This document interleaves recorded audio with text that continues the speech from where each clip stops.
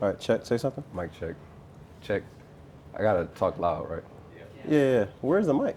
Oh, okay. I was like, I can't see it. All right, there we go. Mic check. Is that picking me up? There we go. Cool. All right. Taurean Nixon. Yeah.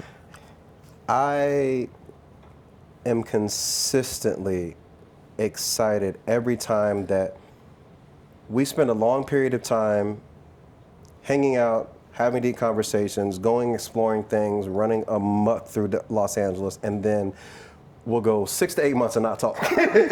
And then come back together. It's like, ooh, look what I found. Look what I did. Oh, have you heard about this? And what has never changed is your insatiable curiosity and your willingness to not reinvent yourself, but return back to yourself every time that you realize that there's a layer that you've accidentally or intentionally buried yourself under, whether it's a title, an idea, identity.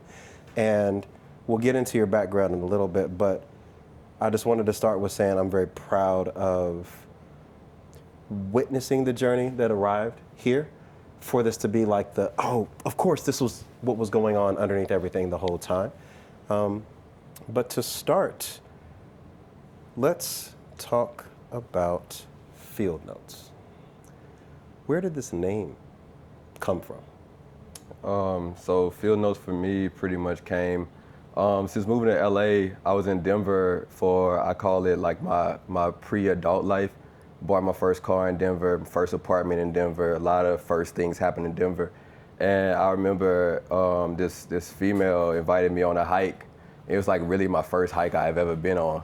Cause I'm from the South, I'm from Louisiana. We don't really hike in Louisiana. We'd rather go fishing, you know, horseback riding and just like a whole bunch of country stuff. So first time this girl was like, yo, let's go hiking. She took me on like a 7-mile hike, and I was like, I'm never coming back.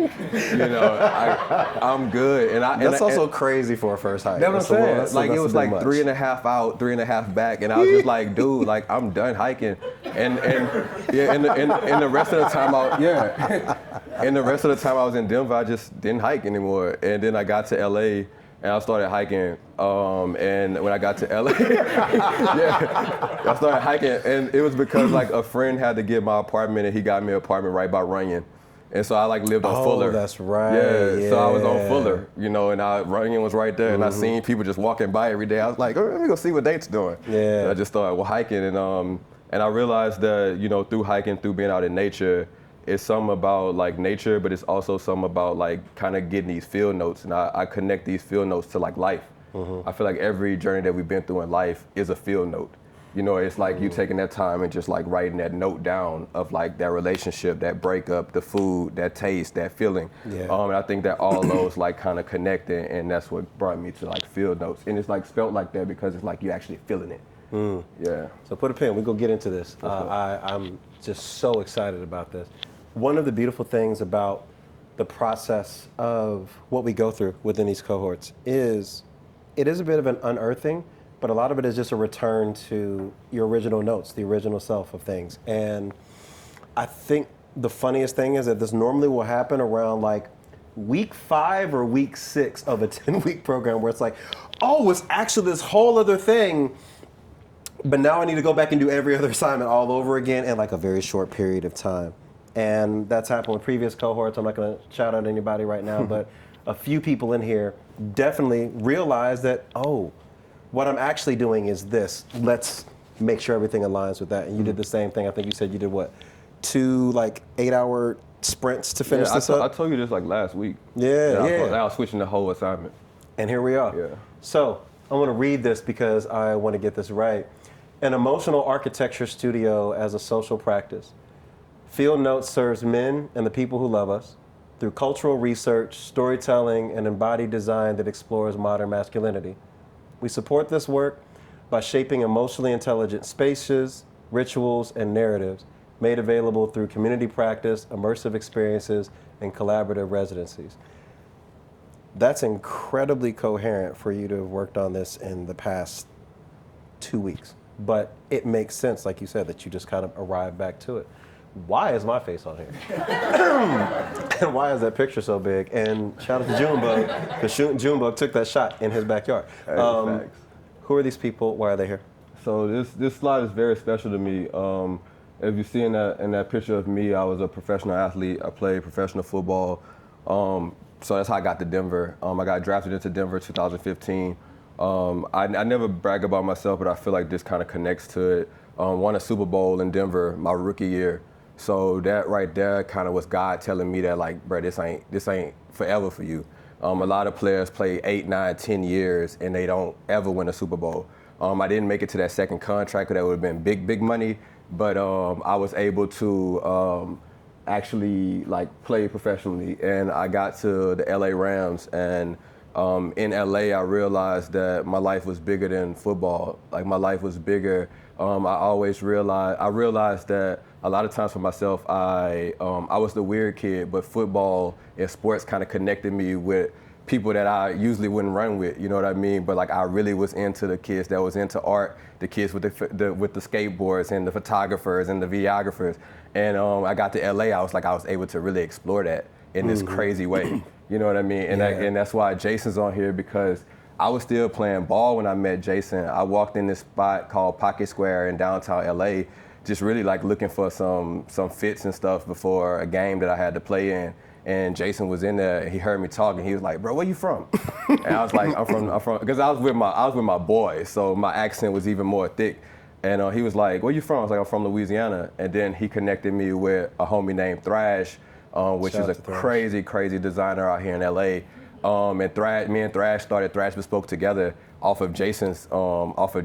You feel me? And then when I was with Thrash Bespoke, Jason comes to the office one day. He like, "Yo, you want to go explore LA with me?" He didn't tell me that we was about to walk another 8 miles through LA. And let me just say that the running theme is that you have a great level of trusting people that will take you on long walks. Yeah. Wow. That is true. I am known for walking a lot through downtown Los Angeles. I'm sorry. Yes. So that brings me to Tyree that's on here, which, if you know him, man, curator. He was at CAM when I met him. Yeah. California African American Museum. And in college, a lot of people don't know about me, but to like hang with the other kids, I studied art in college. And that was my way to I realized now that's my way to allow myself to feel emotions that I wasn't able to walk around with. I would put it on the canvas, and I could explain it then because it's on the canvas. But if I walk around and just say I feel depressed, people be like, what are you talking about? So meeting Tyree was like, yo, we having this exhibition at CAM. We want to feature some of your art. And then he was like, do you know Arnie Barnes? And of course I knew who Arnie Barnes was, but what I didn't know is that he played professional football for the Denver Broncos that I also played with. And that was the aha moment of dang. And knowing him as an artist, the Sugar Shack photo and stuff like that, the painting and all these crazy paintings, watching Good Times with my grandparents and seeing that painting, in Good Times and stuff like that, and be like, dang, this is crazy. And now I'm about to have my work show with his work, both being professional athletes. I was like, dang, I could really do something different. And what year was it? That was 2018, 19? Just before the pandemic, right. And so, but this also makes a lot of sense to the idea of how do you access emotions? Yeah, how do you access emotions in a space in a socialized condition where maybe you have been taught to suppress it? Yeah. Especially being a football player, it's a wrap. Yep. So when we get into this slide here, this is really kind of painting this picture of what you're thinking and dreaming. Of course, we have Usal, we have Gilga, we also have why am I drawing a blank? Spike Lee, Do the Right Thing. Where is it? Spring Hill, and then you said they in front of Fuji, Mount Fuji, which is great, and then that is Pharrell. Yeah. So what do these images all have in common as far as what spoke to you? What's the thread? Yeah. So really just being a young dude in the South, we learned how to dress, and I'm telling my age at this point, but I learned how to dress through Pinterest. And it was really just looking at Pharrell, looking at Nigo, looking at all these crazy designers that was able to travel the world and bring back things to me. So I was the kid that was dressing mad weird. I remember I putting my first pair of skinny jeans on and my dad yo, you tripping. You know what I mean? And I'm showing him these pictures and he nah, T, come on, we gotta do something different. But you saw with my company now, I've been able to work with them. I really love how they put together events. Actually Gilga, it's really about Ojai. Ojai is a special place for me in LA. I really love Ojai and I'm connected to it. I feel like I'm just as far out of the city enough, but I feel like it kind of brings me back to my roots of farming, like crazy, sure. you know, orange fields, like just fields of just emptiness, and I Yeah. love that. And like I say, just these experiences and do the right thing. That's love and hate. This is one of my favorite part of the movie, Spike, and just what he was doing. Because that movie, if you go back and watch it now, it was full of emotions. Like it was an emotional movie. Yeah. just everything about it was kind of emotional for me, and that's why I was like, everything here pretty much taxed into like emotions. And like Spring Hill comes up, Uninterrupted come up for me because I did a story in Uninterrupted because my little brother, I have a little brother that was born with hydrocephalus, meaning he was born with water on his brain. And he had to go through, he spent the first like year of his life in the hospital and things like that. So Uninterrupted mean a lot for me, and just how they was able to see my story and tell my story. As a professional athlete, I was able to work with the hydrocephalus organization and did a lot of work with them just to help my brother get better treatment for his condition. I mean, that in and of itself is incredible, but it just speaks to the heart you've always had of being in service, of knowing when you have a platform, what you can use it for. I know that went into a lot of like talks about mental health when, you know, during the pandemic and during those times, there was a lot of support groups and talk circles around that. When we look at this reference board, what does this mean here? So this right here just kind of like talk about brands like Total Luxury Spa that kind of like creates a kind of streetwear brand around like feelings and emotions and kind of connecting that. And then like Airbnb experiences, like I got into that when I went to Japan for the first time. A lot of a lot of Japanese people really care about experiences, and they know us coming over there as people that's not from Japan. Airbnb experiences is something that is crazy, and I tell anybody if you're going to Japan, definitely look into Airbnb experiences for things that you into, or learn how to do kintsugi and everything. When I was out there, doing the experience of like staying in somebody's crib. Then like just homies, like Not Too Cool, Michael and them, like just killing it. Also just like field therapy. I remember just laying out with some homies for the first time, and we're just in a whole bunch of grass, just like having these very deep conversations. And it just kind of connected me to like being like, man, like when we out and we not worried about what's going on in the world, like we really talk about some deep stuff that's really dope. And I feel like that healed me. So thinking about Brain Dead and just collaborations with Adidas and stuff like that. So that's about collaboration. And then this last one of Palm Desert is just like those, like setting those places and being like, yo, pull up here, and this is what's going down. So, got it.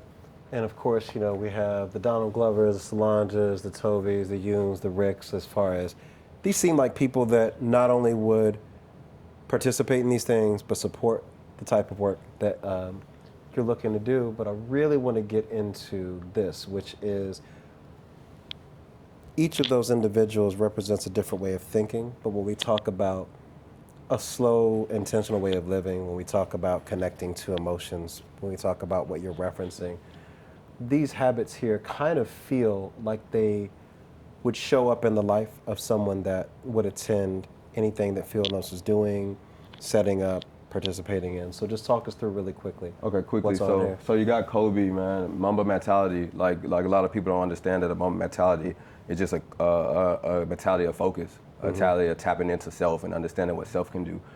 Middle of like, you know, setting curated DJ experiences. I feel like we could use music to do like really crazy things emotionally. I just had a kid 10 months ago, so like I can't wait to be like Donald Glover in this picture of like on the floor making pancakes, you know, with my son, because like I just remember that with my parents, you know, of just like what that time really means. Yeah. Like this dinner out in a river, I feel like that's some country stuff, man. Yeah. You know, and I feel like I'd be so down for that. And then like the top of like Salehi, like you just kind of like really having these brand collaborations where like I'm on PJs because like they trust me enough to design something around emotions for this brand. Yeah. So like that's what that's for. 3 Stacks, I get that all the time. Like I feel like that's like my uncle. You know what I mean? And so him dropping his flute album, just another testament of like someone that you knew for something, and now he's doing something totally different. For sure. You know what I mean? And like that's so me, like pro athlete now doing something totally different.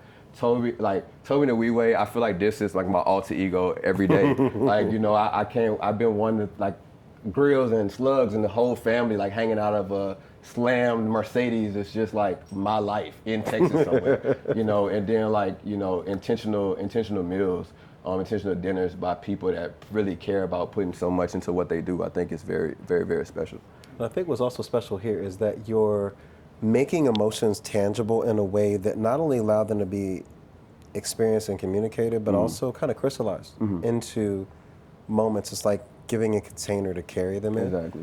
which feels really authentic to what you want to do. And so this talks a little bit about how people would kind of engage with Field Notes. We have the website, the everyday practice, the in real life for the Field Notes studios, and then brand collaborations, which it's kind of clear the type of brand collaborations you would want to do. But talk a little bit about the website, the things you might want to have on there, the way someone might engage with it, and same thing with some of the in real life activities. So like for me, I think the website is a big place for just journaling. I think that journal prompt of like being able to put an emotion out there for someone and then let men, and I say the thing about it is men and the people that love them. I feel like there's a big divide going on right now amongst gender. You feel me? If you watch social media right now, it's everybody talking about this gender, that gender, this gender, that gender, but what if it's like when we come together? So when I create this space for men and people that love us, it means that it's very inclusive if you love men and we love you back and we come together and really create something dope. Because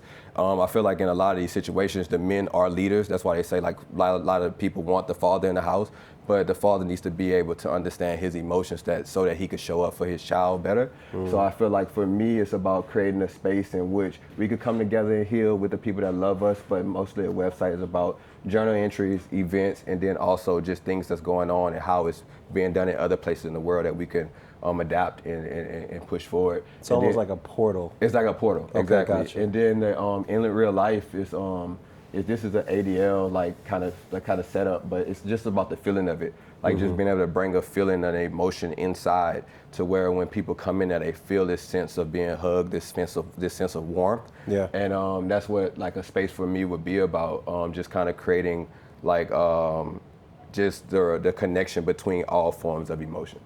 Fantastic. Well, we have some more reference points of that visually here. Shout out to Kids of Immigrants Yes, down sir. here. We got some spaces, but again, you have the everyday practice, Field Note Studios, brand collabs, and merch. It's pretty clear what this would look and feel like. I love the analog, like again, note taking kind of like, it's just like bullet points for you to go out, prompts for things to explore.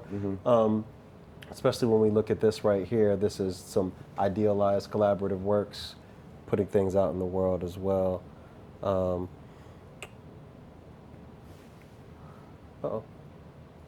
So this is this is kind of a walkthrough of the retreats and the residencies, some of the formats, and then how it would actually be delivered, which is important to know that it's there. We'll save that because I want to get into looking ahead. What are the ambitions? What are the things that you're looking towards doing, that everything that you're doing now leads up to? Yeah, so for me, it's like the biggest thing is space. You know, I think that in LA, you see a lot of organizations coming together doing things outside, and it's usually because they just don't have the space or access to the space.